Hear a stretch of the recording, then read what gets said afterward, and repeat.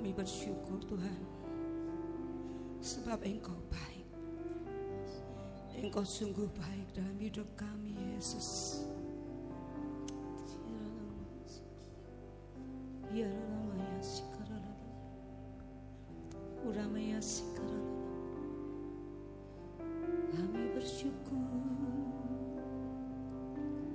Kami bersyukur Tuhan, sebab Engkau baik, sebab kebaikan-Mu Tuhan nyata dalam hidup kami. Terima kasih Tuhan, kami bersyukur Tuhan. Haleluya, haleluya. Pegang tangan kami Tuhan, kami mau melekat, kami mau hidup di dalam firman-Mu Tuhan. Haleluya.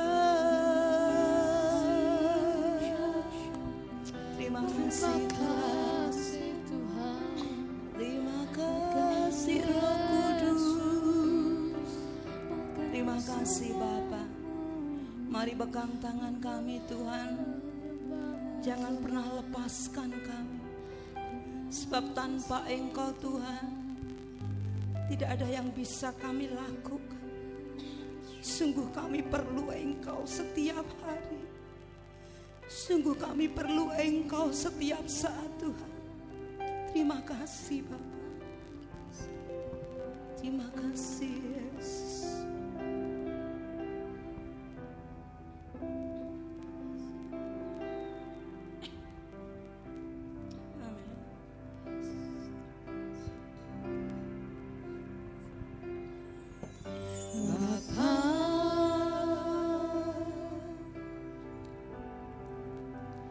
Pegang tanganku,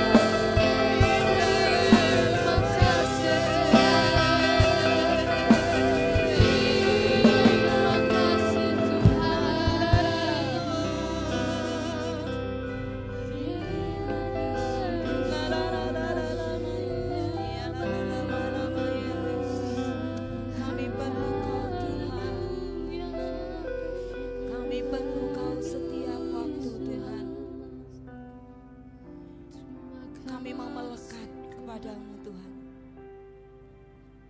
Sebab matamu tertuju kepada setiap orang yang melekat hatinya, kepada Yesus yang menjadi sumber pertolongan kami.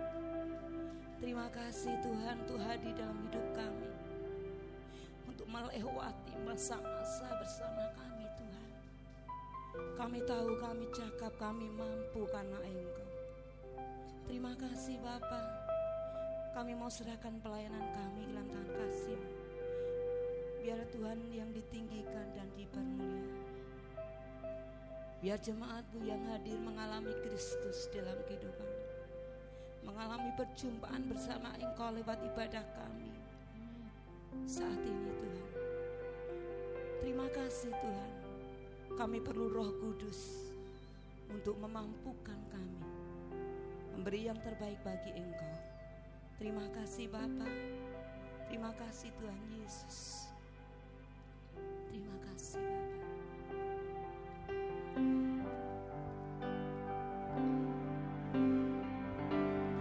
Lebih dari nafasku Bapa, ku perlukan kasih-Mu Bapa. Berjalan di samping-Mu Bapa, seumur hidupku.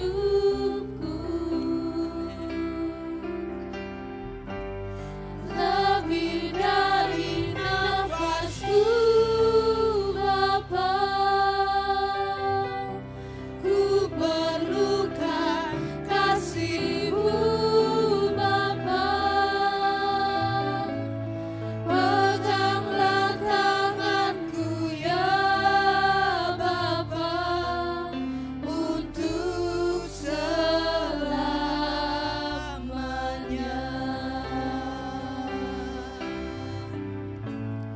Peganglah tanganku ya Bapa, untuk selamanya.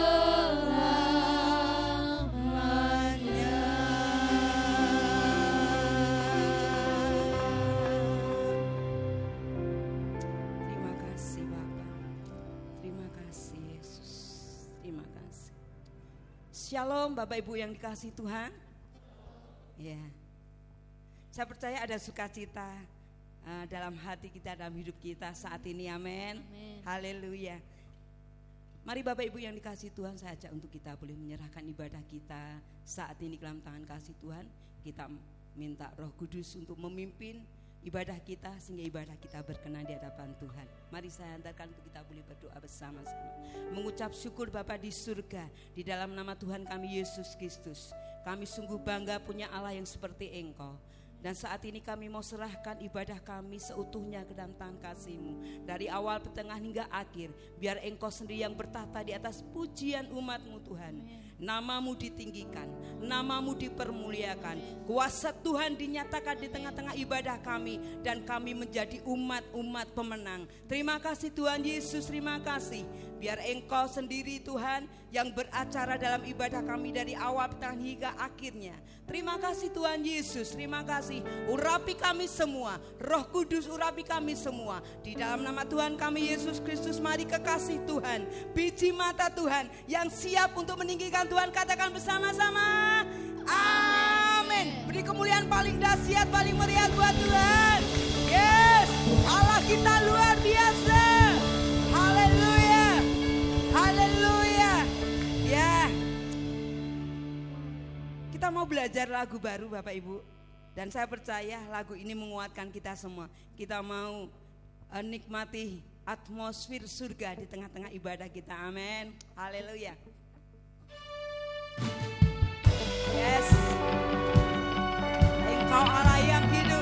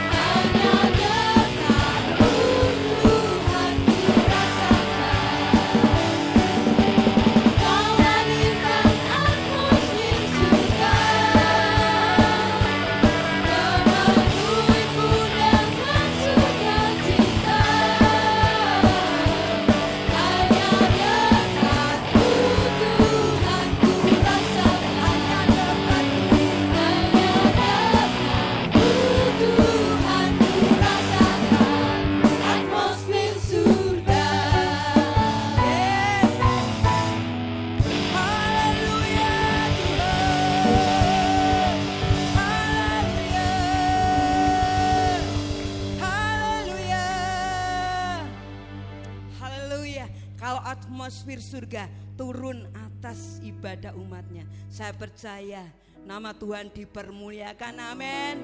Nama Tuhan ditinggikan, amin. Sekali lagi kuberi kemuliaan paling dahsyat, paling mulia buat Tuhan. Haleluya. Kita mau nyanyi glory buat Dia. Kita mau tinggikan Sang Raja. Haleluya. Mari saya undang untuk kita boleh bangkit berdiri bersama-sama.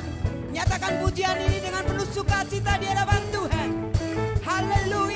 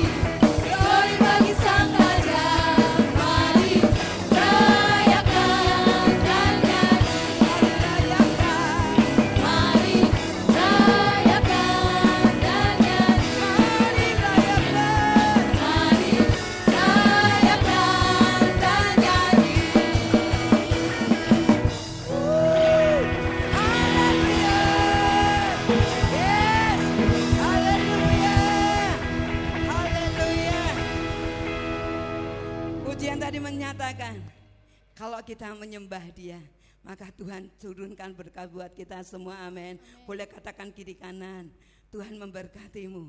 Yes, Tuhan memberkatimu. Tuhan memberkatimu.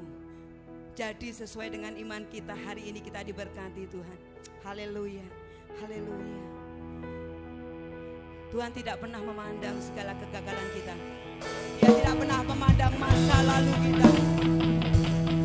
Dia tahu bahasa air mata kita. Sebab itu setia sampai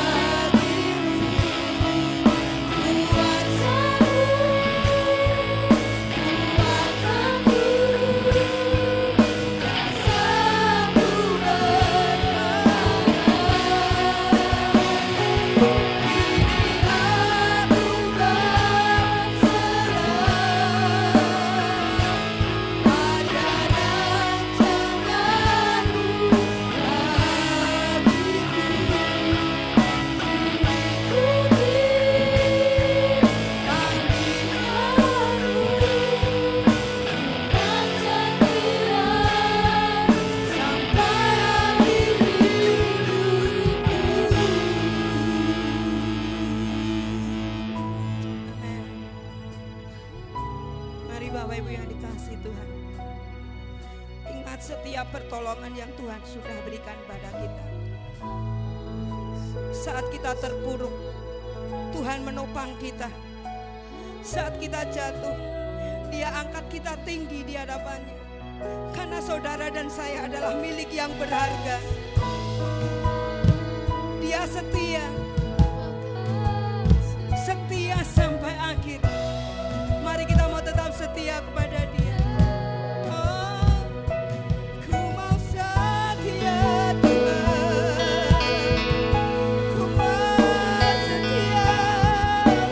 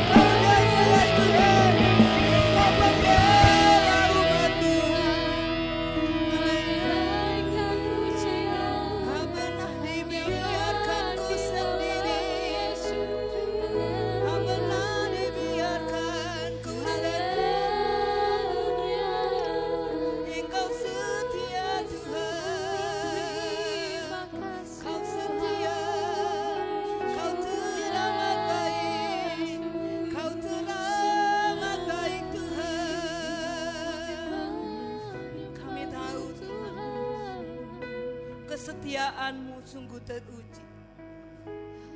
Pertolongan-Mu terbukti Tuhan dalam hidup kami.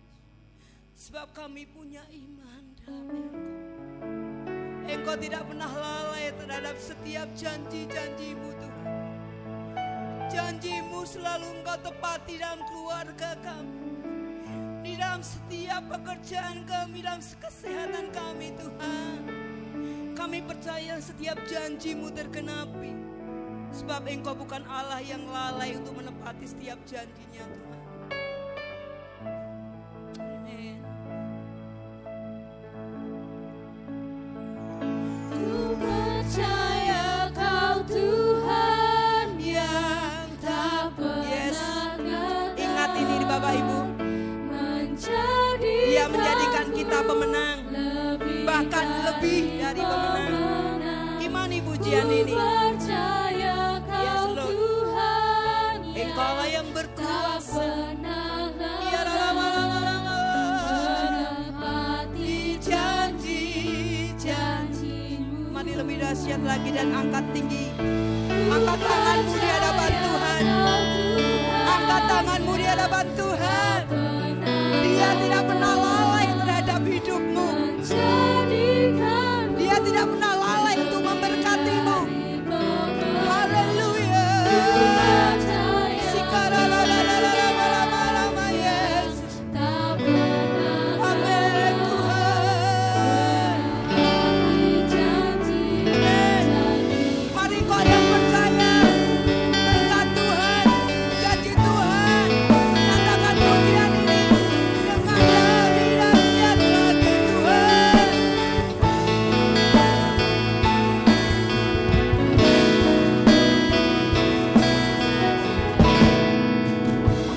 Ku percaya Kau Tuhan yang tak Engkau tak pernah gagal. menjadikanku Lebih dari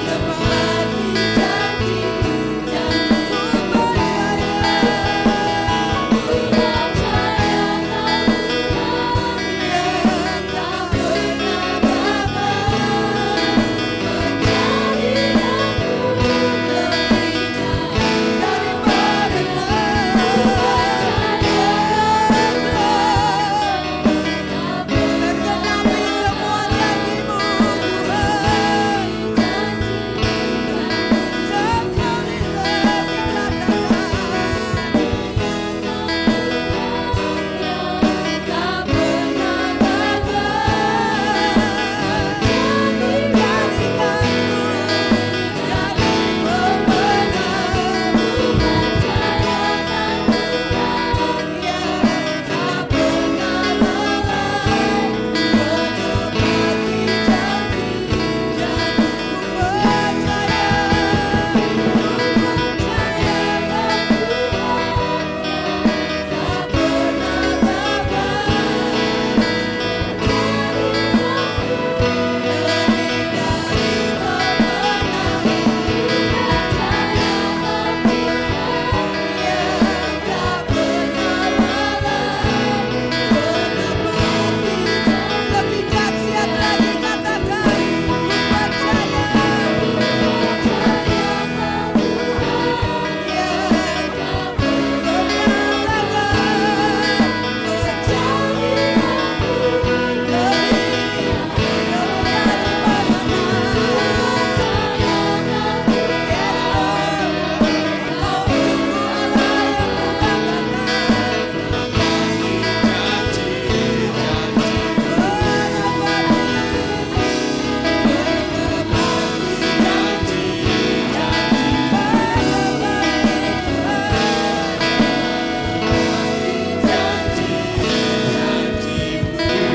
beri kemuliaan paling dahsyat.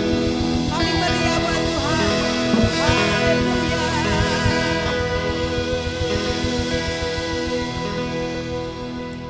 Terima kasih Bapa di sorga yang baik. Kami percaya Tuhan kalau Engkau sudah berjanji maka engkau pasti menepatinya. Engkau tidak pernah lalai, engkau tidak pernah ingkar janji Tuhan. Itu sebabnya kami mengucap syukur kepada Engkau. Dan hari ini kami mau mendengar janji-janji Engkau yang ajaib. Karena kami hidup dari janji-janji Allah yang ajaib. Urapi hamba-Mu untuk menyampaikan firman Tuhan saat ini. Terima kasih Bapa, di dalam nama Tuhan Yesus Kristus kami berdoa. Haleluya. Amin. Silakan duduk saudara. Shalom saudara. Ya, puji Tuhan. Bapak Ibu saudara yang dikasihi Tuhan, pagi hari ini atau siang hari ini kembali saya mau melanjutkan cerita tentang Yusuf. Perjalanan hidup Yusuf yang kedua ya, yang kemarin yang pertama saudara. Khotbah saya minggu lalu cerita tentang dari awal penderitaan Yusuf sampai dia menjadi Perdana Menteri ya. Sebenarnya itu belum selesai ceritanya, tetapi secara garis besar sudah saya sampaikan ya. Nah saudara, paling tidak sudah 75-80% saya sudah sampaikan kemarin. Nah hari ini saudara, saya akan mengambil beberapa kutipan yang sudah saya sampaikan minggu lalu, sehingga kita lebih mudah untuk memahami ceritanya saudara, ketika kita sudah tahu cerita dari awal sampai selesai ya. Baik saudara yang dikasihi Tuhan, perjalanan hidup Yusuf yang kedua ini. Yang pertama saudara, Yusuf tidak mau berbuat jahat terhadap Allah ya. Jadi Yusuf tidak mau berbuat jahat terhadap Allah. Ketika Yusuf berada di rumah Potifar, Allah menyertai Yusuf saudara ya. Allah menyertai Yusuf, menjadikan dia berhasil apapun yang dia lakukan. Dia menjadi kepala rumah tangga atas rumahnya Potifar. Kita tahu Potifar itu adalah kepala pengawal raja. Jadi dia punya rumah yang cukup besar, punya budak yang banyak saudara. Dan Yusuf berkuasa di rumah itu saudara ya. Namun saudaraku yang dikasihi Tuhan, Yusuf mengalami hal yang boleh dikatakan mencelakakan dirinya. Bukan dia saudara, tapi adalah istrinya Potifar saudara. Karena Yusuf ini ganteng gitu saudara ya. Jadi dia istrinya Potifar senang sama Yusuf saudara. Dan ini menjadi satu malapetaka bagi Yusuf. Karena istri Potifar itu bilang tidur denganku katanya. Tapi Yusuf tidak mau. Mari kita lihat Kejadian 39 ayat 8 sampai dengan 9. Kejadian 39 ayat 8 sampai 9. Tetapi Yusuf menolak dan berkata kepada istri tuannya itu, dengan bantuanku, tuanku itu tidak lagi mengatur apa yang ada di rumah ini dan ia telah menyerahkan segala miliknya pada kekuasaanku. Bahkan di rumah ini ia tidak lebih besar kuasanya daripadaku, dan tiada yang tidak diserahkannya kepadaku selain daripada engkau, sebab engkau istrinya. Bagaimanakah mungkin aku melakukan kejahatan yang besar ini dan berbuat dosa terhadap Allah? Ya, baik, terima kasih. Saudaraku yang dikasihi Tuhan, perhatikan bahwa Daud berkata, bagaimanakah mungkin aku melakukan kejahatan yang besar ini, katanya, dan berbuat dosa terhadap Allah. Dia tidak katakan dan berbuat dosa terhadap suamimu Potifar, tidak. Dia katakan kalau aku lakukan ini, perselingkuhan ini dengan engkau, maka aku bukan berdosa dengan suamimu, tapi aku berdosa kepada Allah. Ini yang Yusuf katakan saudara ya. Jadi saudaraku yang dikasihi Tuhan, Yusuf mempunyai tekad. Apa tekadnya? Tekad untuk tidak berbuat dosa. Dia punya satu komitmen. Komitmennya tidak berbuat dosa. Mengapa saudara? Saudara tahu kenapa Yusuf tidak mau berbuat dosa? Karena dia adalah orang yang takut akan Allah. Orang yang takut akan Allah, dia tidak akan mau berbuat dosa walaupun ada kesempatan. Ya. Saya ingin kita membaca Ayub pasal 1 ayat 1 saudara. Kita tahu Ayub itu adalah orang yang takut akan Allah dan dia menderita saudara. Ya. tapi kemudian Tuhan pulihkan. Tolong dibaca ayat ini. Ayub 1 ayat 1. Ada seorang laki-laki di tanah Uz bernama Ayub. Orang itu saleh dan jujur.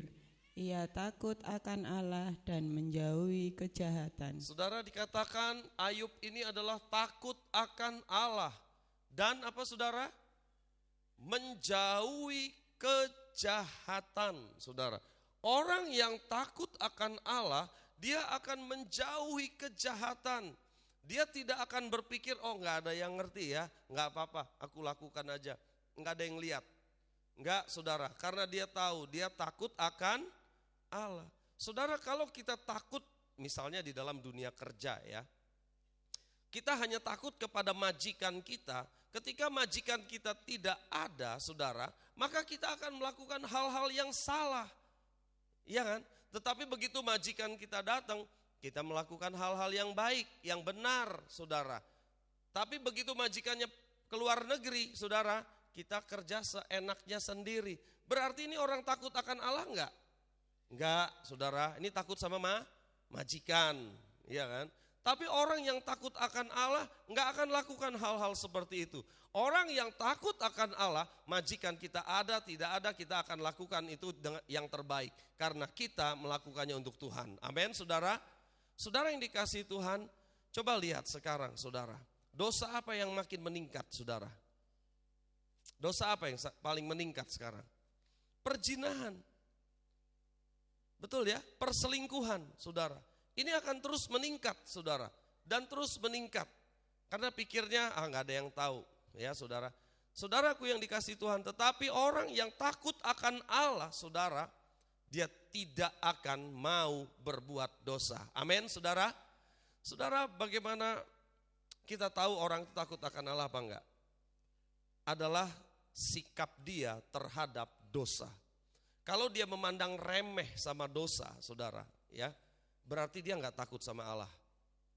Tapi orang yang takut akan Allah, dia tidak akan mau berbuat dosa. Amin saudara.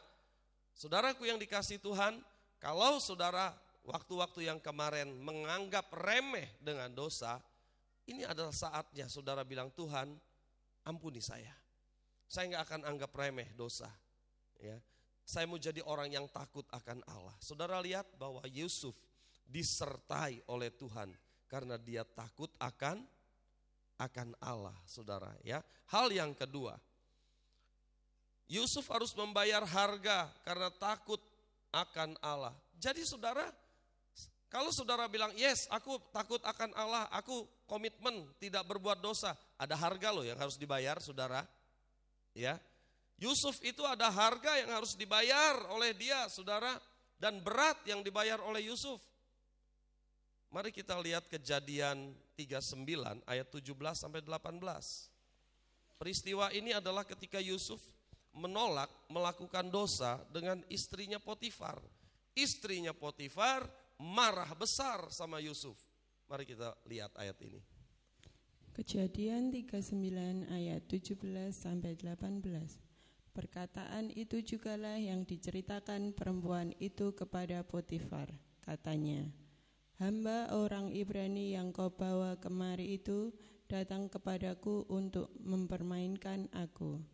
Tetapi ketika aku berteriak sekeras-kerasnya, ditinggalkannya bajunya padaku, lalu ia lari keluar.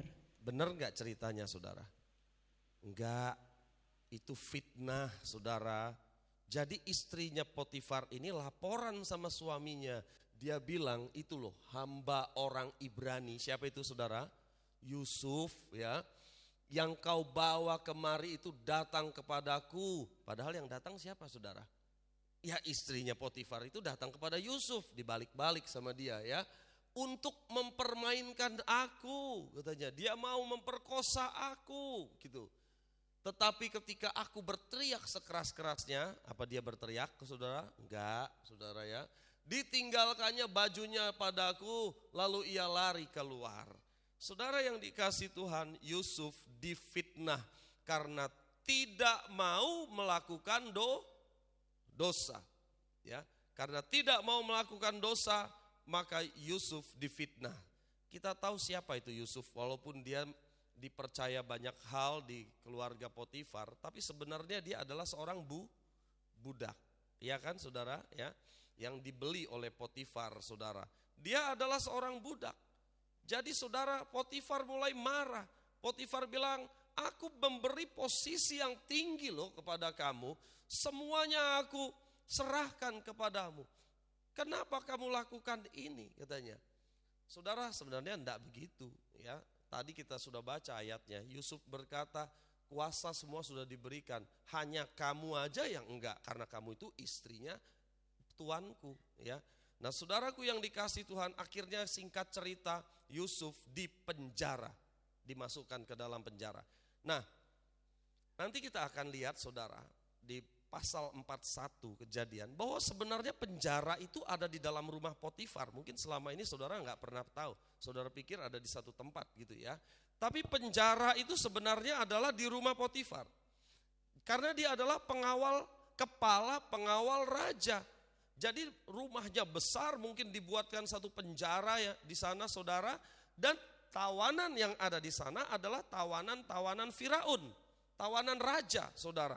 Sehingga orang-orang yang ada di sana itu kalau tidak dilepaskan oleh Firaun nggak bisa lepas, saudara, nggak bisa lepas. Nah, Yusuf ada di situ dan Yusuf dimasukkan di penjara situ tanpa sepengetahuan Firaun. Saudara, yang ingin saya sampaikan begini, saudara. Kalau misalnya saya jadi Potifar, saudara ya. Terus saya marah sama saudara. Penjaranya ada di rumah saya loh, saudara. Saya marah, saudara, saya jebloskan ke penjara di rumah saya. Saya benci banget sama saudara. Misalnya ini hanya contoh. Kan saudara masuk penjara tanpa diadili kan. Mau berapa tahun nggak tahu kan, Yusuf juga nggak tahu berapa tahun ya. Seumur hidup bisa jadi saudara di sana dia, di dalam penjara. Menurut saudara ya, kalau itu penjara di rumah saya, tanpa diadili saudara masuk penjara, kemungkinan keluar itu besar apa kecil saudara? Apalagi saya yang berkuasa, dan saya benci lagi sama saudara. Kira-kira saya mau ngelepasin saudara enggak? Logikanya bagaimana saudara? Rasa-rasanya kecil banget saudara keluar dari penjara. Bisa-bisa saudara seumur hidup di sana. Benar gak? Ya, saudara, jadi saudaraku yang dikasih Tuhan, Yusuf itu saudara menanggung akibat, membayar harga karena takut akan Allah. Hati-hati saudara, jangan bilang, iya Tuhan aku takut akan Allah. Ada harga loh yang harus dibayar. Yusuf aja harus masuk penjara dan pada waktu itu dia bilang, aduh sudah ini kayaknya habislah aku. Gak mungkin aku keluar dari penjara ini katanya. Mari kita lihat dulu saudara. Ibrani 12 ayat 4. Ibrani 12 ayat 4. Dalam pergumulan kamu melawan dosa, kamu belum sampai mencucurkan darah. Dalam pergumulanmu melawan dosa, belum sampai mencucurkan darah. Maksudnya belum sampai berdarah-darah itu, belum sampai saudara harus korban seperti Yusuf, harus masuk penjara karena tidak mau melakukan dosa. Saudara yang dikasih Tuhan, dalam hidup kita, seringkali kita itu melawan dosa. Sering, betul gak saudara? Mungkin tiap hari saudara harus melawan dosa. Dosa kedagingan, hawa nafsu dan sebagainya. Saudara melawan hal itu. Saya tanya saudara, saudara menang apa kalah? Ya sok-sok menang, sok-sok kalah Pak. Banyak menangnya apa banyak kalahnya? Saudara yang dikasih Tuhan, Ibrani katakan dalam pergumulan kamu melawan dosa, memang saudara tiap hari saudara harus bergumul melawan dosa, saudara. Tapi di situ dikatakan kamu belum sampai berdarah-darah katanya. Coba lihat Yusuf, sampai masuk penjara dan tidak ada harapan keluar loh saudara, Yusuf itu saudara ya. Tapi Yusuf tetap bertahan loh saudara, walaupun dia dalam keadaan seperti itu. Dia tidak menghujat Allah, dia tetap menjadi orang yang takut akan Allah saudara ya. Saudaraku yang dikasih Tuhan, hari ini saudara bisa lihat diri saudara, tiap hari kita melawan dosa ya, bergumul dalam dosa. Dan mungkin seringkali kita kalah. Tapi biar firman hari ini menguatkan kita, saudara. Ayo takut akan Allah. Ambil keputusan yang benar dalam hidup ini. Amin, saudara. Supaya kita tidak kalah terus terhadap dosa. Mungkin ada konsekuensinya seperti Yusuf. Tetapi Tuhan ada di pihak kita, saudara, ya. Saudara, kadang-kadang generasi ini ya, saudara, anak-anak muda, bahkan orang tua juga ya, menjadi orang-orang yang tidak takut akan Allah, saudara. Berdosa itu sepertinya adalah sesuatu yang wajar, ya saudara. Berdosa dianggap sesuatu yang wajar, saudara. Jika kita menolak untuk berbuat dosa, kita akan menderita, ya. Nah ini dia, saudara. Oleh karena itu banyak orang, saudara, tetap aja terus melakukan dosa. Ingat, saudara, ada harga yang harus dibayar, ya. Untuk melakukan kebenaran ada harga yang harus dibayar. Saudara siap membayar harganya? Amin. Ya. Yang ketiga, sikap Yusuf tidak berubah terhadap Allah. Wah, ini luar biasa, saudara. Ya, jadi Yusuf itu walaupun dia dijual, jadiin budak, di penjara, sikap Yusuf itu tidak berubah terhadap Allah. Kejadian 39, 21, 23. Mari kita lihat, saudara. Kejadian 39 ayat 21 sampai 23. Tetapi Tuhan menyertai Yusuf dan melimpahkan kasih setianya kepadanya, dan membuat Yusuf kesayangan bagi kepala penjara itu. Sebab itu kepala penjara mempercayakan semua tahanan dalam penjara itu kepada Yusuf, dan segala pekerjaan yang harus dilakukan di situ, dialah yang mengurusnya. Dan kepala penjara tidak mencampuri segala yang dipercayakannya kepada Yusuf, karena Tuhan menyertai dia, dan apa yang dikerjakannya dibuat Tuhan berhasil. Saudara yang dikasihi Tuhan, apa yang dibuat Yusuf itu berhasil.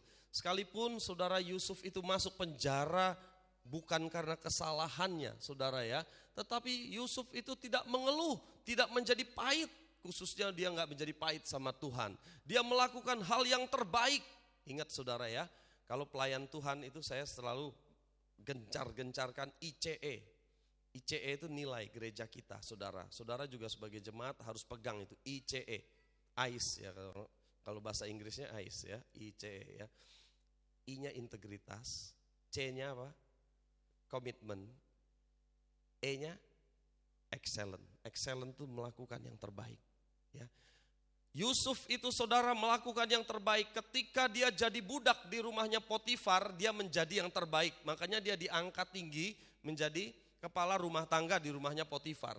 Terus dia difitnah oleh tante Potifar tadi, saudara. Kemudian dia masuk penjara. Tetapi di penjara pun dia mendapat kasih karunia Allah, saudara. Dia melakukan hal yang terbaik. Karena di situ dikatakan Allah menyertai Yusuf. Apa saja yang diperbuatnya berhasil. Makanya dia dipercaya oleh kepala penjara untuk mengurus semua orang-orang yang ada di dalam penjara. Wow, luar biasa loh saudara. Yusuf itu di mana saja berada, dia tetap menjadi yang terbaik. Di penjara yang terbaik, saudara. Di rumah Potifar yang terbaik, saudara ya. Saudaraku yang dikasihi Tuhan, seharusnya orang Kristen demikian, saudara. Dimanapun dia berada, dia menjadi yang terbaik. Amin, saudara. Dia harus bekerja sebaik mungkin. Sikapnya tidak berubah terhadap Allah. Karena saya temui beberapa orang mulai menjadi mutung sama Tuhan, marah sama Tuhan ketika penderitaan silih berganti menerpa hidupnya, saudara. Dia mulai menyalahkan Tuhan. Dia katakan, Tuhan, bukankah aku sudah begini, aku sudah rajin ke gereja, aku sudah memberikan perpuluhan, aku sudah berbuat baik ini. Kenapa hal ini masih terjadi kepadaku? Dan saudara mungkin gak dapat jawaban dari Tuhan, ya. Saudara lihat Yusuf ini apa salahnya? Tidak ada salahnya. Tetapi dia mengalami penderitaan yang panjang, saudara. Dan dia tidak pernah pahit hati. Dia tidak pernah menyalahkan Tuhan. Ya. Hal yang keempat, Allah mulai menggenapi rencananya untuk Yusuf. Kita mau lihat saudara, Allah mulai bekerja. Dia sekarang kita tahu posisinya di mana? Di penjara. Suatu hari saudara, ada 2 tahanan ditambahkan ke penjara itu. Siapa tahanan itu? Pelayan anggur raja dan tukang roti di dalam istana raja.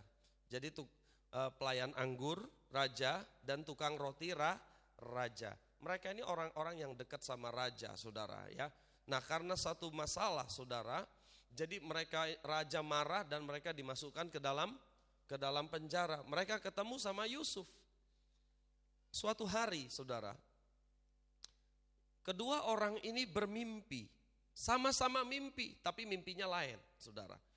Dan mereka tampak bengong-bengong, termenung, bingung gitu ya. Karena mereka tidak tahu arti daripada mimpi itu, saudara. Kemudian Yusuf tanya, kenapa kamu kelihatan khawatir hari ini? Mereka bilang, tadi malam kami mimpi dan kami tidak tahu artinya. Yusuf bilang begini sama mereka, hanya Allah yang dapat mengerti dan menerangkan mimpi itu, kata Yusuf. Jadi Yusuf enggak sok-sokan bilang aku ngerti gitu ya. Enggak, dia enggak bilang aku ngerti. Dia bilang hanya Allah yang dapat mengartikan dan menerangkan mimpi itu, katanya kepada kami. Kemudian saudara, Yusuf berkata begini, sekarang tolong ceritakan mimpimu kepada saya, kata Yusuf. Kemudian yang pertama yang menceritakan juru minum anggur raja. Dia bilang begini, aku bermimpi melihat pohon anggur, katanya. Pohon anggur itu punya 3 cabang. Kemudian setiap cabang itu ada bunga, katanya, berbunga. Kemudian saya melihat bunga itu berubah menjadi buah anggur. Nah, kemudian dia katakan, aku sedang memegang gelas Firaun, gelas raja, saudara ya. Aku mengambil buah anggur itu dan memerasnya ke dalam gelas, katanya. Lalu aku memberikan gelas itu kepada Firaun. Itu mimpinya. Dan dia nggak tahu apa artinya. Yusuf dengan hikmat dari Tuhan berkata begini, aku akan menerangkan mimpi itu kepadamu. 3 cabang anggur itu artinya 3 hari. Dalam 3 hari, Firaun akan mengampunimu dan mengizinkanmu kembali ke pekerjaanmu. Kamu akan melakukan pekerjaan yang sama untuk Firaun seperti yang kau lakukan sebelumnya. Wow, ya, bagus ya arti mimpinya saudara ya. Kemudian Yusuf bilang begini, kalau benar ya mimpiku ini ya, 3 hari kamu bebas. Tolong ingatkan Firaun bahwa saya masuk ke sini nih bukan karena kesalahan saya. Ya, saya diambil, diculik, dijadikan budak dan saya difitnah, saya ada di sini. Tapi kalau kita tahu saudara, setelah juru minum ini bebas, dia lupa kepada Yusuf. 2 tahun kemudian dia baru ingat ya. Kasihan ya Yusuf ya saudara ya. Nah, setelah dilihat oleh tukang juru roti itu bahwa artinya bagus ya katanya. Kemudian dia juga bilang sama Yusuf, aku juga bermimpi katanya. Dalam mimpiku itu aku melihat ada 3 keranjang roti di atas kepalaku. Dan dalam keranjang paling atas terdapat semua jenis makanan raja, kata dia gitu. Kemudian tetapi burung-burung memakannya. Jadi di atas, yang paling atas itu ada banyak makanan dan burung-burung makan. Kemudian Yusuf berkata begini, aku akan mengatakan kepadamu arti mimpi itu. 3 keranjang artinya 3 hari. Berarti sama ya, sama yang tadi, 3 hari. Dalam 3 hari, raja akan mengeluarkanmu dari penjara dan memenggal kepalamu. Ia akan menggantung tubuhmu pada sebuah tiang dan burung-burung akan makan tubuhmu. Wah, yang satu dibebaskan, dikembalikan posisinya, yang satu digantung. Ya, itu arti mimpinya, saudara. Nah, terjadilah saudara. 3 hari kemudian, Firaun ulang tahun. Dan 2 orang ini dibebaskan dari penjara. Tetapi yang satu dikembalikan, yaitu juru minum, dikembalikan pada posisinya. Tetapi juru roti dipenggal. Sesuai persis seperti apa yang diceritakan oleh Yusuf kepada mereka, ya saudara. Nah saudaraku yang dikasihi Tuhan, tetapi seperti yang saya katakan tadi, juru minum tadi melupakan Yusuf. Tetapi saudara, peristiwa itu walaupun dilupakan selama 2 tahun oleh juru anggur ya, juru minum saudara, tapi sebenarnya itu adalah merupakan satu awal perubahan Yusuf naik ke atas. Kenapa? Kita akan masuk nomor 5 ya. Nomor 5, Yusuf menafsirkan mimpi Firaun. Nah, ini ayatnya agak panjang. Kita akan baca saudara ya. Kejadian 41 ayat 1 sampai dengan 13. Kejadian 41 ayat 1 sampai 13. Setelah lewat 2 tahun lamanya, bermimpilah Firaun bahwa ia berdiri di tepi sungai Nil. Tampaklah dari sungai Nil itu keluar 7 ekor lembu yang indah bagunnya dan gemuk badannya, lalu memakan rumput yang di tepi sungai itu. Kemudian tampaklah juga 7 ekor lembu yang lain yang keluar dari dalam sungai Nil itu, buruk bangunnya dan kurus badannya, lalu berdiri di samping lembu-lembu yang tadi di tepi sungai itu. Lembu-lembu yang buruk bangunnya dan kurus badannya itu memakan ke-7 ekor lembu yang indah bangunnya dan gemuk itu. Lalu terjagalah Firaun. Setelah itu tertidur pulalah ia dan bermimpi kedua kalinya. Tampak timbul dari suatu tangkai 7 bulir gandum yang bernas dan baik. Tetapi kemudian tampaklah juga tumbuh 7 bulir gandum yang kurus dan layu oleh angin timur. Bulir yang kurus itu menelar ke-7 bulir yang bernas dan berisi tadi. Lalu terjagalah Firaun, agaknya ia bermimpi. Pada waktu pagi gelisahlah hatinya, lalu disuruhnyalah memanggil semua ahli dan semua orang berilmu di Mesir.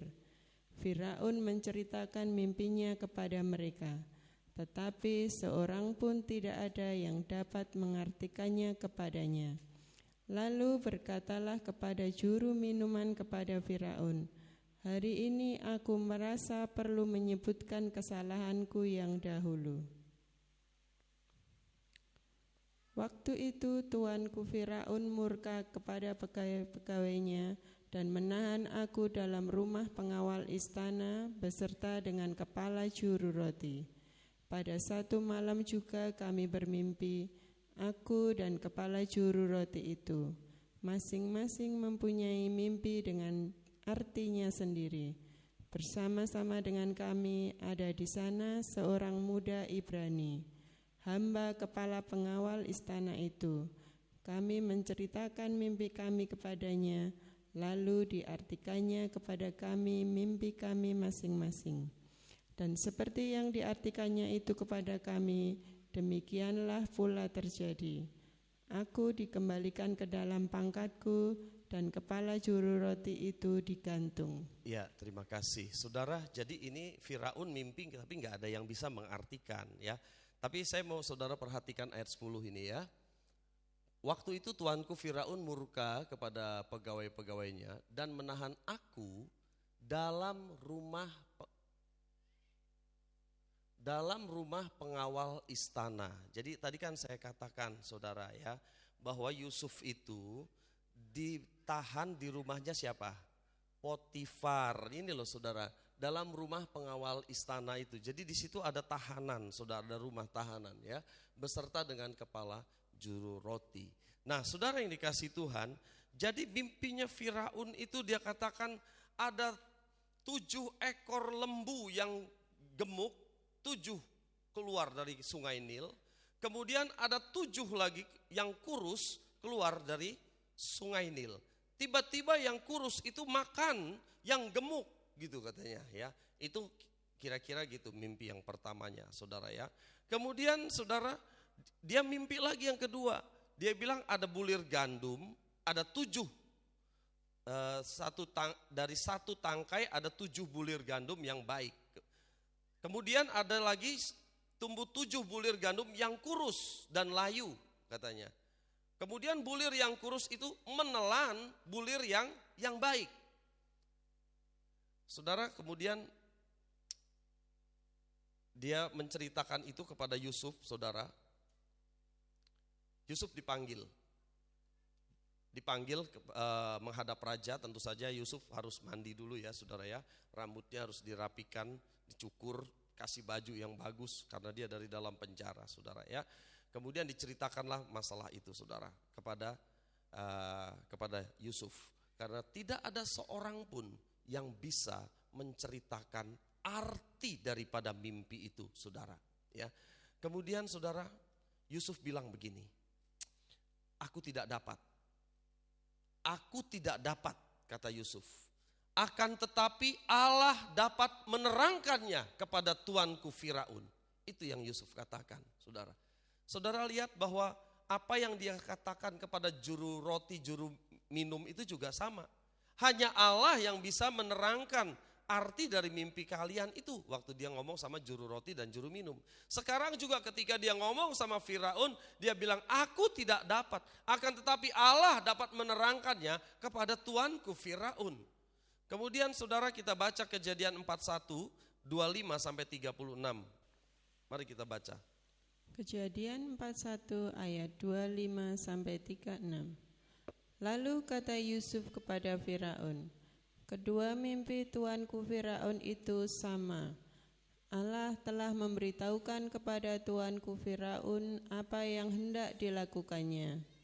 Ketujuh ekor lembu yang baik itu ialah 7 tahun, dan ketujuh bulir gandum yang baik itu ialah 7 tahun juga. Kedua mimpi itu sama. Ketujuh ekor lembu yang kurus dan buruk yang keluar kemudian maksudnya 7 tahun. Demikian pula ketujuh bulir gandum yang hampa dan layu oleh angin timur itu, maksudnya akan ada 7 tahun kelaparan. Inilah maksud perkataanku ketika aku berkata kepada tuanku Firaun, Allah telah memperlihatkan kepada tuanku Firaun apa yang hendak dilakukannya.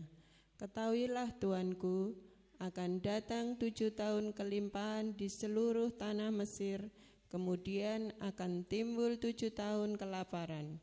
Maka akan dilupakan segala kelimpahan itu di tanah Mesir, karena kelaparan itu mengurus keringkan negeri ini. Sesudah itu akan tidak kelihatan lagi berkas-berkas kelimpahan di negeri ini karena kelaparan itu. Sebab sangat hebatnya kelaparan itu. Sampai 2 kali mimpi itu diulangi bagi tuanku Firaun, berarti hal itu telah ditetapkan oleh Allah dan Allah akan segera melakukannya. Oleh sebab itu, baiklah tuanku Firaun mencari seorang yang berakal budi dan bijaksana, dan mengangkatnya menjadi kuasa atas tanah Mesir. Baiklah juga tuanku Firaun berbuat begini, yakni menempatkan penilik-penilik atas negeri ini, dan dalam ke-7 tahun kelimpahan itu memungut 1/5 dari hasil tanah Mesir. Mereka harus mengumpulkan segala bahan makanan dalam tahun-tahun baik yang akan datang ini dan di bawah kuasa tuanku Firaun. Menimbun gandum di kota-kota sebagai bahan makanan, serta menyimpannya. Demikianlah segala bahan makanan itu menjadi persediaan untuk negeri ini dalam ke-7 tahun kelaparan yang akan terjadi di tanah Mesir, supaya negeri ini jangan binasa karena kelaparan itu. Ya, terima kasih saudara. Jadi saudara, Yusuf dengan pertolongan dari Allah, dia mulai menerjemahkan mimpi dari Firaun itu. Dia katakan, itu sama tuanku. Mimpi tuanku yang pertama dan kedua itu mempunyai arti yang sama. Artinya adalah akan terjadi 7 tahun kelimpahan. Dan setelah 7 tahun kelimpahan akan terjadi 7 tahun kelaparan. Itu yang dikatakan Yusuf. Dan Yusuf bukan hanya mengartikan mimpi itu saja, tapi Yusuf memberikan satu nasihat kepada raja. Wow, luar biasa enggak? Dia memberi nasihat kepada raja. Dia katakan, raja, ambillah seorang yang berhikmat dan berakal budi, supaya dia bisa memerintah di negeri Mesir ini untuk mengumpulkan logistik gitu ya, gampangnya gitu saudara ya. Karena akan ada 7 tahun kelimpahan. Taruhlah penilik-penilik di seluruh negeri katanya. Ambillah 1/5, 20% 1/5 itu saudara. Dari hasilnya timbunlah gandum. Kenapa? Karena akan ada 7 tahun kelaparan. Saudara yang dikasih Tuhan, jangan pikir 7 tahun itu adalah waktu yang singkat. Kita corona itu 2 tahun loh saudara. Sulit loh saudara. Barang-barang ada yang gak bisa masuk, ya kan saudara. Distributor sulit saudara. Ada usaha-usaha yang bangkrut, ya kan saudara ya. Pariwisata hancur loh kemarin saudara ketika corona ya. Bagaimana usaha rental mobil saudara. Juga rusak semuanya. Jadi banyak usaha-usaha yang hancur dulu saudara ketika corona. Mungkin 2 tahun lebih ya saudara. Itu rasanya bagaimana saudara? Ada negara-negara yang mulai ekonominya tidak bertumbuh tapi turun. Iya kan saudara? Kita juga mengalami penurunan tetapi masih bisa tertolong saudara. Nah saudaraku yang dikasihi Tuhan, itu baru 2 tahun. Dan bukan kelaparan. Bagaimana kalau terjadi 7 tahun kelaparan? Berapa ribu orang akan mati saudara pada waktu itu kalau Yusuf tidak memberikan pertolongan ini. Saudara yang dikasihi Tuhan, raja mendengarkan Yusuf dan akhirnya dia bilang, kamu katanya, kamu yang harus mengatur semuanya ini. Karena raja melihat gak ada orang yang berhikmat seperti Yusuf. Yusuf ini penuh dengan roh Allah, dia diurapi oleh Allah. Dan Firaun melihat Yusuf, bahwa Yusuf itu disertai oleh Allah saudara. Akhirnya siapa yang ditunjuk? Iya Yusuf, itu yang ditunjuk oleh Firaun untuk mengatur logistik semuanya. Dia diangkat menjadi perdana menteri di negeri itu. Saudaraku yang dikasihi Tuhan, pertanyaan saya, coba slide selanjutnya. Mengapa Yusuf dapat menafsirkan mimpi itu saudara? Jawabnya itu, karena Yusuf takut akan Allah. Amin saudara. Saudara yang dikasihi Tuhan, banyak sih orang suka nafsir mimpi ya saudara. Di desa saya dulu saudara, persis samping rumah saya itu satu orang ibu. Itu banyak orang suka datang ke situ. Bu, saya kasih duit tidur ya. Mimpi apa? Nanti nomor berapa yang keluar katanya. Disuruh tidur supaya mimpi. Nanti nomor berapa yang keluar katanya ya saudara. Pasang itu, pasang apa namanya? Buntut ya apa penalok ya saudara ya namanya kalau di Sumatera sana. Saudaraku yang dikasihi Tuhan, jangan sampai kisah Yusuf menginspirasi kita loh ya. Aku tak jadi dukun wae biar mimpi gitu ya dan dapat duit. Jangan saudara ya. Saudara yang dikasihi Tuhan, pada posisi Yusuf itu saudara, memang itu yang dibutuhkan dan Tuhan kasih hikmat pada Yusuf. Saya ingat satu orang lagi saudara, yaitu Daniel. Daniel juga menerjemahkan mimpi saudara. Tapi memang lebih banyak Yusuf ya. Daniel itu dalam peristiwa di kitab Daniel hanya sekali saudara. Tetapi juga hebat saudara. Karena raja saudara bilang, kamu yang harus menerjemahkan mimpi saya katanya. Jadi saudaraku yang dikasihi Tuhan, dia gak ceritakan mimpinya kan. Jadi kalau saya datang kepada saudara bilang begini, coba saudara tebak saya tadi malam mimpi apa. Repot itu saudara. Kalau ada orang ceritakan mimpinya, terus kita mengartikan, ya mungkin bisa atau dikira-kira gitu. Tapi kalau saya bilang, coba saudara ceritakan mimpi saya tadi malam, nah ini pusing 7 keliling saudara. Tapi Daniel mampu melakukannya ya. Nah saudara, mengapa mereka bisa melakukannya? Karena mereka adalah orang yang takut akan Tuhan saudara ya. Jadilah orang yang takut akan Tuhan, yang menjauhi dosa. Kemudian ada satu poin penting saudara yang ingin saya sampaikan lagi saudara. Bukan itu, nanti saya. Yusuf itu budak, saudara. Posisinya itu adalah paling bawah. Budak itu kan paling bawah ya, saudara. Firaun itu paling tinggi karena dia raja negeri Mesir. Dan pada waktu itu Mesir itu adalah paling kuat, saudara. Negara paling kuat pada waktu itu, saudara ya. Dan Yusuf harus menghadap orang paling tinggi posisinya. Saudara, pejabat saja ketemu Firaun itu deg-degan, saudara. Ya, pejabat saja ketemu raja itu deg-degan. Kenapa? Karena kalau raja bilang dia nggak suka sama seseorang, penggal kepalanya, dipenggal orang itu, saudara. Sudah nggak ada pengadilan lagi. Ya, jadi orang tuh kalau menghadap raja, apalagi dipanggil sama raja, langsung dakduk, ini apa iki, gitu kan, saudara ya. Nah, kalau raja bilang dipenggal, penggal, saudara, selesai orang itu, ya. Nah, Yusuf itu adalah seorang hamba. Satu hari tentara mungkin buka penjaranya Yusuf, ya. Ada mungkin banyak tentara dan bilang, "Hei kamu Yusuf, menghadap raja." Tapi saya yakin Yusuf tidak takut, saudara. Kenapa, saudara? Nah, ini slide selanjutnya, ya. Jika takut pada Allah, tidak akan takut pada manusia. Amin, saudara. Yusuf itu tidak takut pada manusia. Kenapa? Karena dia takut akan Allah.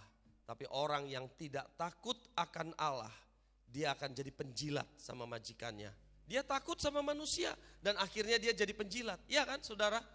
Itu sebabnya, saudaraku yang dikasihi Tuhan, jadilah orang yang takut akan Allah. Dimanapun kita berada, kita nggak takut kok. Karena kita pegang prinsip kebenaran, saudara. Ya, kebenaran adalah kebenaran. Kita nggak peduli, saudara. Kebenaran harus ditegakkan. Itulah Yusuf, saudara. Dan saya pikir itulah kita orang yang percaya kepada Tuhan. Ya, kita takut akan Allah, saudara, menjauhi dosa. Apapun konsekuensinya, apapun resikonya, kita melakukan kebenaran. Amin, saudara. Berani? Amin. Kalau saudara berani berkomitmen demikian, saya percaya Tuhan terus akan menyertai saudara. Sama seperti dia menyertai Yusuf. Sama seperti Tuhan menyertai Daniel. Sama seperti dia menyertai Ayub. Saudara lihat akhir hidup mereka, Tuhan pulihkan luar biasa, ya.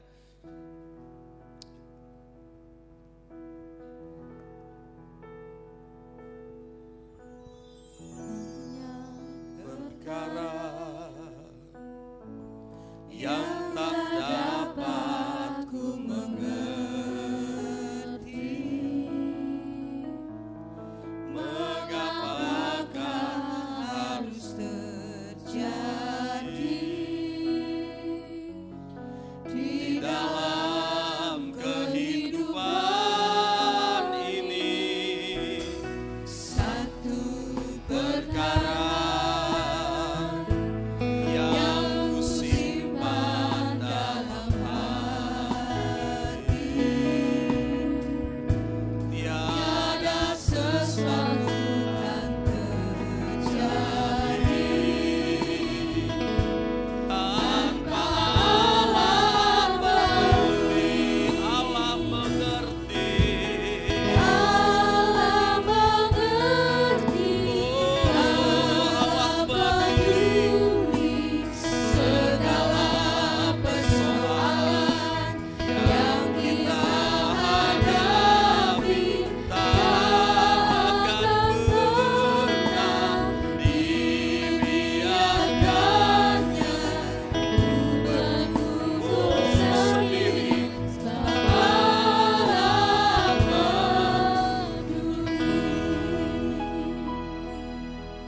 Saudara yang dikasih Tuhan, kita lihat Yusuf. 13 tahun lamanya dia menderita, saudara. Dan berulang kali penderitaannya itu sepertinya gak ada akhirnya dan sepertinya tambah dalam penderitaannya itu. Tetapi Yusuf komitmen. Dia tetap menjadi orang yang takut akan Tuhan. Dia tidak pernah komplain atau bersungut-sungut atau marah-marah, enggak. Dia tetap percaya kepada Tuhan, dimanapun dia berada, dia yang terbaik. Saudara, saya nggak tahu, mungkin saudara diperlakukan tidak adil di dalam perusahaan, di tempat saudara kerja, atau di dalam keluarga, atau apa saja. Dan saudara mungkin mengalami banyak penderitaan mungkin, saudara. Dan saudara tanya, ini kapan ini berakhir? Kenapa gak berakhir-berakhir? Saudara, kadang-kadang kita sudah mulai pahit hati kita. Kita mulai menyalahkan orang lain. Kita mulai nesu-nesu, ya. Ini gara-gara si A, si B. Kita menyalahkan si ini, dan sebagainya. Saudaraku yang dikasihi Tuhan, tetapi kalau saudara lihat, Yusuf tidak pernah menyalahkan orang lain. Dia tidak menyalahkan kakaknya yang membuang dia dan menjual dia. Dia tidak menyalahkan istri Potifar, saudara. Dia gak pernah nyalahkan siapa-siapa. Dia tahu semuanya ini adalah dalam rencana Allah. Itu sebabnya saudaraku yang dikasihi Tuhan, kalau hari ini saudara mengalami banyak penderitaan, jangan nyalahkan siapa-siapa, saudara. Tetap percaya kepada Tuhan, tetap berpegang kepada janji Allah. Waktunya Tuhan tiba, saudara akan diangkat tinggi oleh Tuhan. Oleh karena itu lagu ini katakan, banyak perkara yang aku tidak mengerti. Tapi percayalah bahwa Allah itu peduli, Allah itu mengerti yang saudara alami. Saat ini saudara berdoa secara pribadi. Kalau ada dosa, mintalah ampun kepada Tuhan. Mungkin saudara banyak bergumul dalam dosa. Dan seringkali kita kalah. Minta ampun sama Tuhan dan bilang, Tuhan, aku mau takut akan Engkau. Sementara saudara berdoa, biar petugas perjamuan kudus untuk maju ke depan.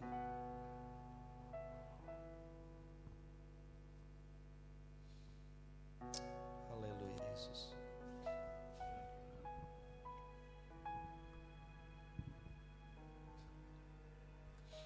Terima kasih Tuhan, Kau sungguh baik. Biar tiap orang pribadi lepas pribadi mengoreksi dirinya. Kalau ada yang tidak berkenan, mintalah ampun kepada Tuhan. Minta Allah mengoreksi kita. Haleluya Yesus. Mari Pak Agus, saya persilahkan untuk berdoa. Seperti halnya Yusuf ya Allahku, dengan ketetapan hatinya tetap memandang Engkau, berjalan dengan Engkau, berjalan dengan kebenaran firman-Mu. Ini yang membuat hikmat Allah menyertai dia. Sehingga apapun yang ia kerjakan, selalu senantiasa memiliki hati yang bijak dan benar di dalam keputusannya oleh karena hikmat-Mu. Pelajaran indah boleh kami dengar. Dan mari Tuhan ajar kami memiliki ketatapan hati seperti halnya Yusuf. Senantiasa berjalan di dalam kebenaran firman-Mu setiap hari, setiap saat. Dan biarlah hikmat Allah itu ada dalam kehidupan kami. Sehingga Engkau menyanggupkan kami untuk memilah dan memilih apa yang harus kami lakukan, apa yang harus kami perkatakan, apa yang harus kami kerjakan. Sehingga apapun itu adalah keputusan ilahi oleh karena hikmat menyertai kami. Terima kasih untuk kebenaran firman-Mu. Siang hari ini, sebentar kami mau masuk di dalam perjamuan kudus-Mu. Mari Tuhan ajar kami untuk merendahkan hati kami di hadapan Engkau. Dan apabila ada sesuatu yang salah, yang berbuah dan menghasilkan dosa dalam kehidupan kami datang dan memohon ampun kepada Engkau. Layakkan dan sucikan kami untuk ambil bagian perjamuan kudus-Mu.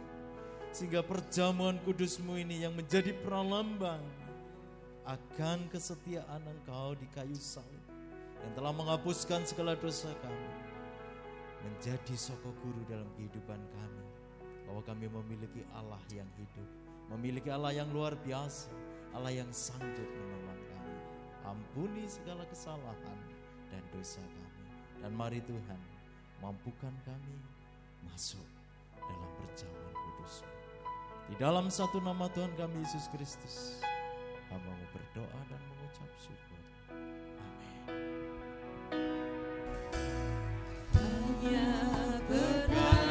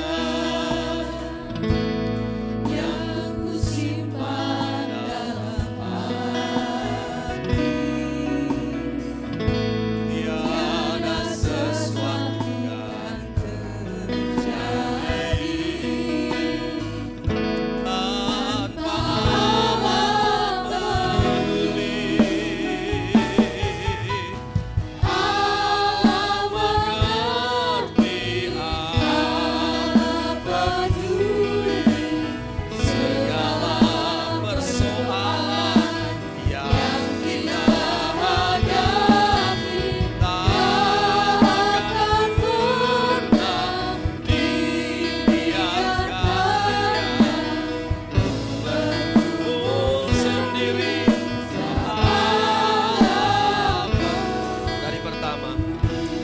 Bagi saudara yang sudah menerima perjamuan kudus, saya undang untuk bangkit berdiri. Mari bangkit berdiri yang sudah mendapatkan.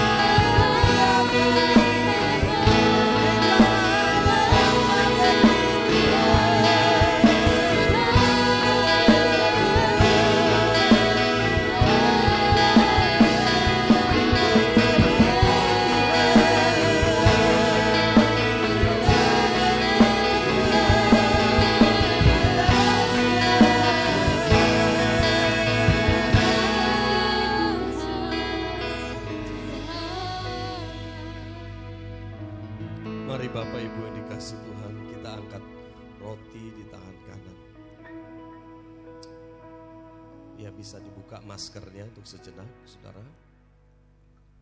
Kita mau makan dan minum tubuh dan darah Kristus.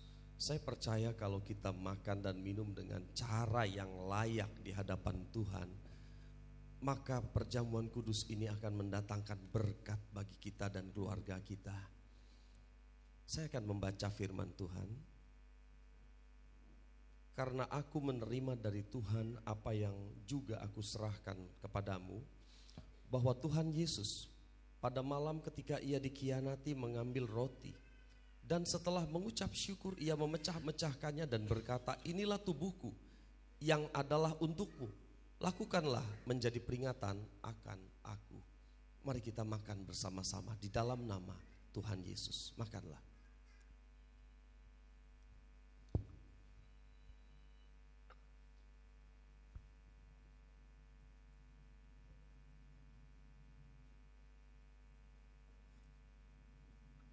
kita angkat cawan di tangan kanan.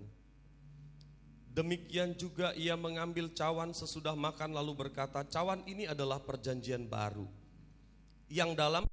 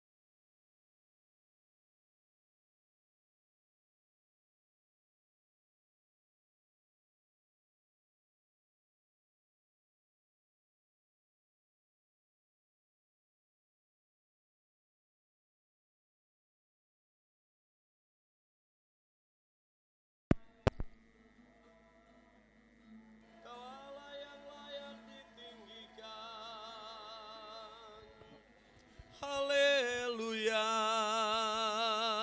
haleluya. Terima kasih Tuhan, terima kasih Yesusku. Kami bersyukur buat kebaikan Tuhan. Kami bersyukur buat kemurahan Tuhan. Kau Allah yang baik, Kau Allah yang baik. Haleluya. Terima kasih, terima kasih. Terima kasih Tuhan.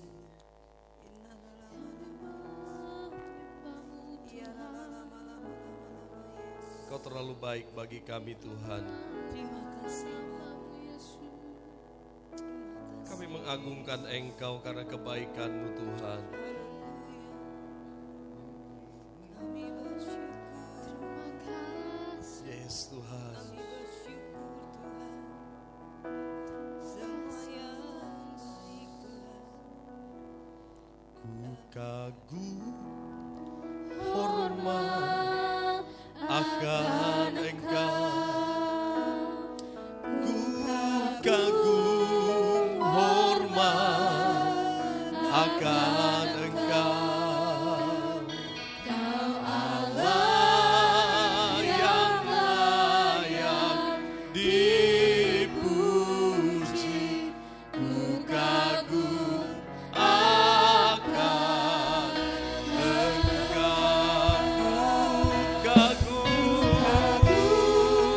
hormat akan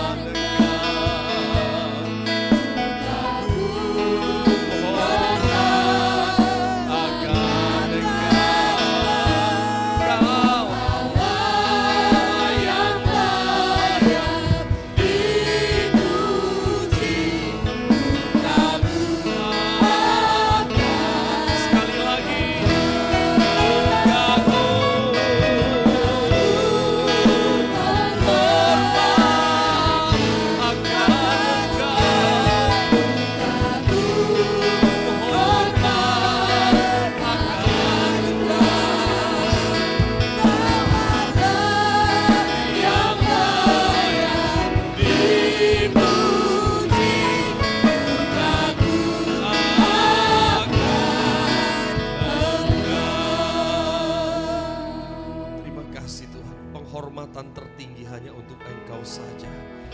Engkau Raja di atas segala raja, Allah yang layak disembah oleh seluruh bumi. Terima kasih banyak Bapa untuk kebaikan-Mu hari ini Tuhan. Terima kasih untuk firman Allah. Terima kasih untuk pada saat ini memberkati kami lewat perjamuan kudus ini Tuhan.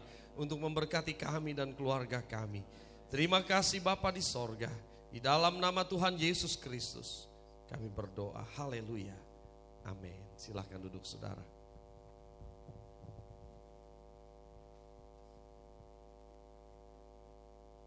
Baik Bapak Ibu yang dikasihi Tuhan, kita akan mendengarkan beberapa pengumuman dari gereja. Kami persilahkan untuk bertugas.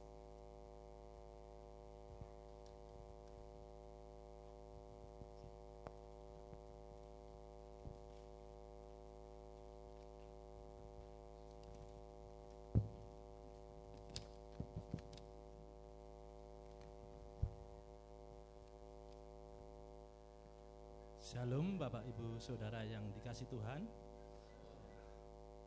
Pada kesempatan siang ini kita telah diberkati oleh firman Tuhan, di mana kita telah mendengar firman Tuhan tentang tokoh Alkitab yaitu Yusuf.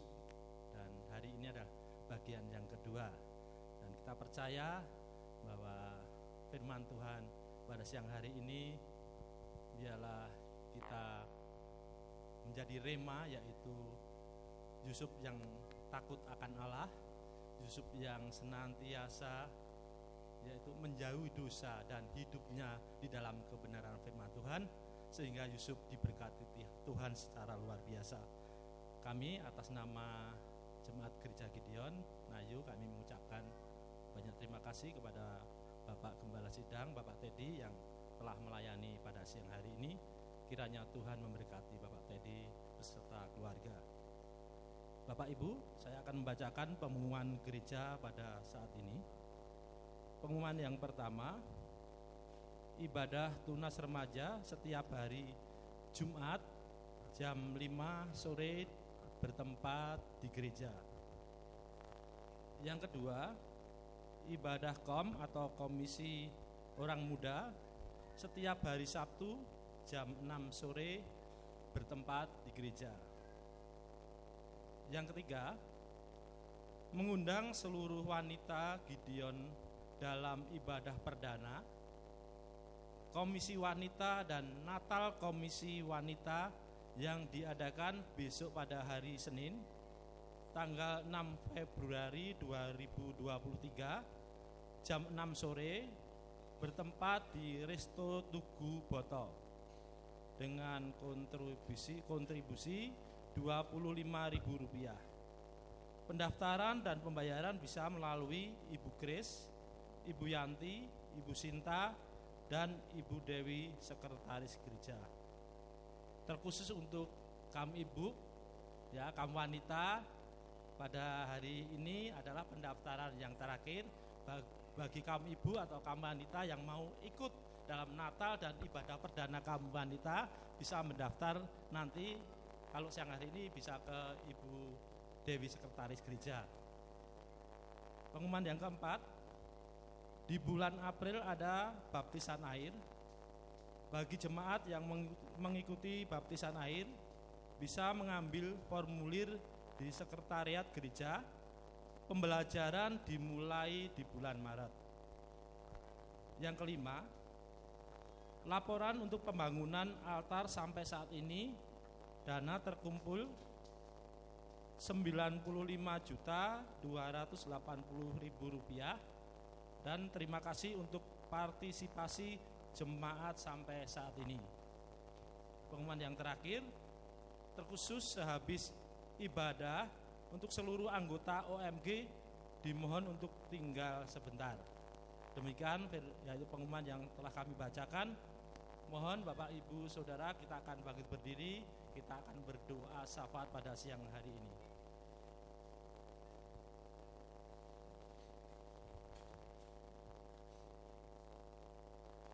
Bapa yang ada di dalam kerajaan surga, kami bersyukur pada siang hari ini Tuhan, kami telah diberkati secara rohani kami dalam kebenaran firman-Mu siang hari ini. Pada siang hari ini kami bersatu hati untuk mendoakan bangsa dan negara kami Indonesia. Kami menyerahkan untuk bangsa kami dan negara kami Indonesia di dalam pemulihan bangsa dan negara kami. Dan Tuhan memberkati dalam segi apapun di dalam bangsa dan negara kami. Biarlah di tahun 2023 Tuhan akan memberi berkat-berkat atas bangsa kami. Kami menyerahkan juga para pemimpin bangsa kami, presiden, wakil presiden, sampai menteri, sampai ke bawahan RT RW. Tuhan memberkati mereka. Tuhan berkati pemimpin-pemimpin bangsa kami ini dari atas sampai ke bawah ini. Biarlah mereka punya hikmat bijaksana di dalam menyelesaikan masalah-masalah yang diemban saat ini. Tuhan berkati mereka. Kami juga saat ini menyerahkan gereja kami Gideon Ayu Tuhan ke dalam tangan kuasa-Mu. Engkau memberkati gereja kami. Tuhan akan memberikan yang terbaik bagi gereja kami di tahun ini. Tuhan kami menyerahkan saat ini Tuhan hamba-Mu Bapak Gembala Sidang kami Bapak Teddy, hamba-Mu kami serahkan Bapak Agus Darmono, hamba-Mu kami serahkan Bapak Yohanes Sitanggang, kami serahkan hamba-Mu Ibu Eli Ermawati, kami serahkan hamba-Mu Ibu Hari, dan kami serahkan juga pendeta muda Ibu Linda Tuhan, kami serahkan pendeta muda Bambang Setiawan, kami serahkan juga pendeta muda Ronaldo Tuhan. Kami menyerahkan ketujuh hamba-Mu, ke-8 hamba-Mu Tuhan ke dalam tangan kuasa darah-Mu Tuhan. Tuhan berkati mereka, hikmat bijaksana, berkati dalam pelayanan mereka, dimanapun mereka berada. Tuhan senantiasa melimpahkan berkat bagi hamba-hamba-Mu Tuhan. Kami juga menyerahkan Tuhan cabang-cabang gereja kami yang ada di Boyolali, di Ampel, di Banyuanyar, di Jenggerik Tuhan, dan di Gumeng Tuhan. Kami menyerahkan cabang gereja kami, Tuhan akan memberkati secara luar biasa. Dan biarlah cabang-cabang gereja kami Tuhan selalu memberikan kekuatan iman yang luar biasa. Kami juga menyerahkan Tuhan untuk pelayan-pelayan Tuhan yang ada di gereja kami. Satukan hati kami dalam visi misi gereja kami, supaya kami ingin memenangkan jiwa-jiwa dimanapun kami berada. Bahkan terkhusus di gereja kami ini Tuhan, dengan kami selalu bersaksi kebesaran Engkau Tuhan. Mengucap syukur Tuhan mempunyai Allah yang luar biasa. Kami akan mengandalkan Tuhan seperti Yusuf mengandalkan Tuhan dan takut akan Allah. Dan kami ingin berhasil dalam hidup kami. Di dalam nama Tuhan Yesus Kristus kami berdoa. Mari saudara, kita akan terima berkat dari Tuhan. Kiranya Engkau memberkati kami dengan berlimpah-limpah. Kau perluas daerah kami. Kiranya tangan-Mu yang kuat menyertai kami dan melindungi kami daripada malapetaka, sehingga kesakitan tidak menimpa hidup kami. Saudara yang dikasihi Tuhan, pulanglah sekarang dengan membawa berkat yang besar dari Allah Bapa, Allah Anak dan Allah Roh Kudus yang senantiasa menyertai kita, membimbing kita dan memimpin kita dari kemenangan kepada kemenangan, mulai saat ini sampai selama-lamanya. Di dalam nama Tuhan Yesus kami terima seluruh berkat Allah sepanjang minggu ini. Haleluya. Amin. Silakan duduk saudara.